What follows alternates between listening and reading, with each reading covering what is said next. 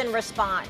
Take a listen. Carson's our guy. Carson's our draft pick. Carson's the guy that is going to carry us and lead this football team. And listen, everybody's entitled to their own opinion. Those aren't my words. Those aren't Howie's words, Jeffrey's words. Those are his words. I respect his opinion and his words. Those aren't mine. Please don't put words in my mouth, or we're going to have a problem.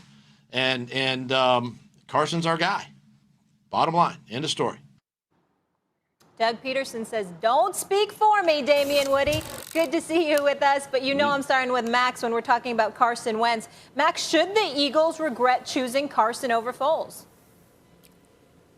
Of course. Of course. What are we even talking about? We're not talking about, well, at the time, I understood their decision and decision-making process, so you shouldn't have regrets. That's not the question. The question is what we know, given what we now know. If you could do it again, would you do it? Or do you regret doing it? How could they not regret doing it? Guys, I'm the one who was, among others, who was saying Carson Wentz is the MVP at the time he got hurt. Was it 3 or 4 years ago now? I would say he's the MVP over Brady, over everyone. I thought he was great. I thought he was absolutely fantastic. Then he got hurt. I was like, these dudes are dead in the water. Come on.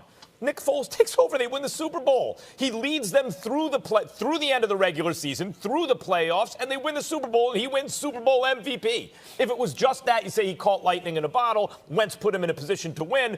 You know, home field and all this. He had a great team around him. Okay, the next year, Wentz, I want to say the Eagles were like 5-6 when Foles took over the team. They were either 500 or a game under 500 and dead in the water. The team wasn't going anywhere. They were dead in the water. Foles takes over, goes 4-1, beats Chicago at Soldier Field, where Chicago was a lot of people's sleeper pick. They might come out of the NFC. Look at this historically great talent on defense.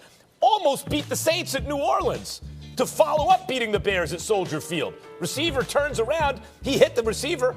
They might beat the Saints at New Orleans. Came that close. That's a title defense. Unsuccessful eventually, but that's a title defense. Now the Eagles had a choice to make. What do? They choose Wentz. Foles goes to Jacksonville. It's a bad situation. I get it.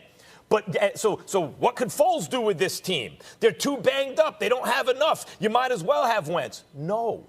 Given what we know now, Wentz is not enough to cover up for your mistakes. Well, they made the playoffs last year. You saying Foles couldn't have in that division?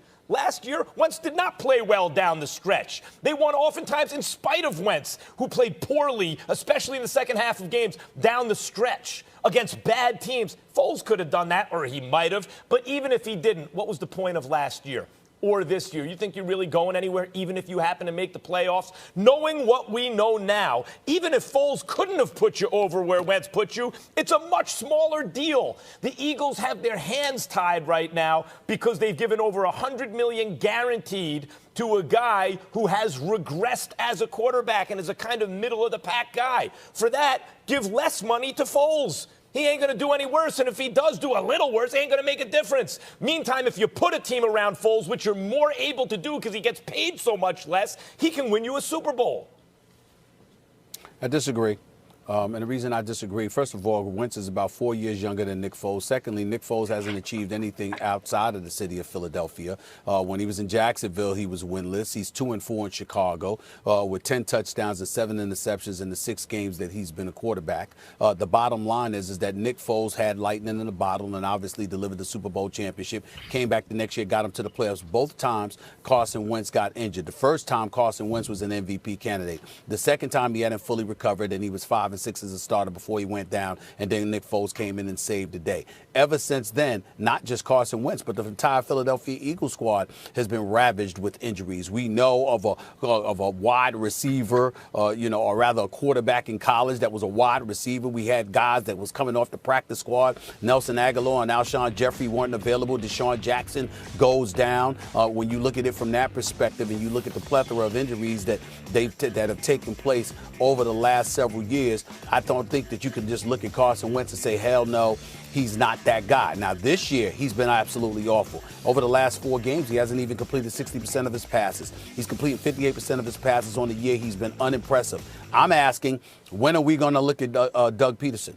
Because one of the reasons why people speculated that Nick Foles was successful with Doug Pederson is because Doug Pederson was very comfortable coaching him. If you want to make that argument, then I say, yeah, because you're believing in the coach more than you're believing in the quarterback, and you're saying this is what the hell we're going to do. But the flip side to it is that if you're Doug Pederson, when are you going to acclimate yourself to coaching Carson Wentz so Carson Wentz is not regressing under your watch? Doug Pederson is a former quarterback. Doug Pederson is a guy that came from the offensive side of the ball. Doug Pederson has coached quarterbacks before. Why is it that this guy is regressing on your watch, but we're sitting here talking about Carson Wentz and not Doug Pederson? That doesn't seem to make a lot of sense to me. So I'm just looking at it. If Nick Foles was wreaking havoc and tearing it up and doing his thing, that would be an entirely different situation altogether.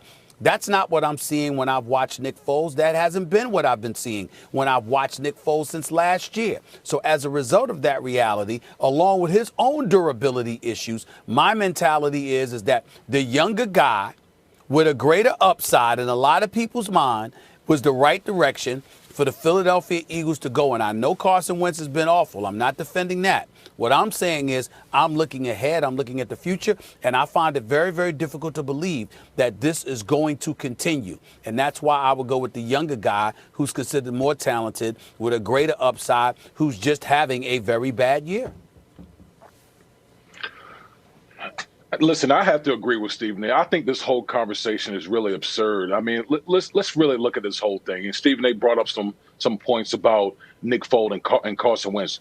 Number one, when we look at Carson Wentz back in 2017, Max, you would even admit that Carson Wentz was an MVP candidate. He was having that type of season. The personnel around the Philadelphia Eagles was much better than what we're seeing with the Philadelphia Eagles right now. Hell, the Philadelphia Eagles are a shell of themselves as far as their roster and coaching situation is concerned.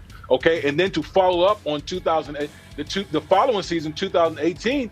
I mean, listen, Carson Wentz had over 3,000 yards and only he had 21 touchdowns and only 7 interceptions in a year that he found himself injured as well. So it wasn't like he was just playing bad football in 2017 or 2018. It was a situation where Nick Foles, again, caught lightning in a bottle and was able to make things happen with the coaching staff that he was familiar with. Now we fast forward, all right? You got Frank Wright, who was also part of that staff, who's now the head coach of the Indianapolis Colts, who was a big part of that quarterback room with the Philadelphia Eagles. So now not only do you have a drain as far as talent is concerned, personnel, but as far as the coaching staff that is all played while we're seeing Carson Wentz playing the way that he's playing. Now, I'm not absolving Carson Wentz in this particular situation because he has been stinking up the joint. He hasn't been living up to his contract.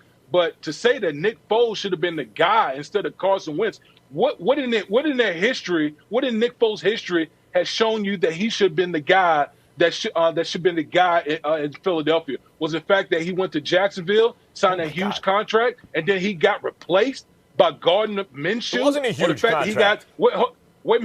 Listen, the fact that he went down to Jacksonville and he amply got replaced.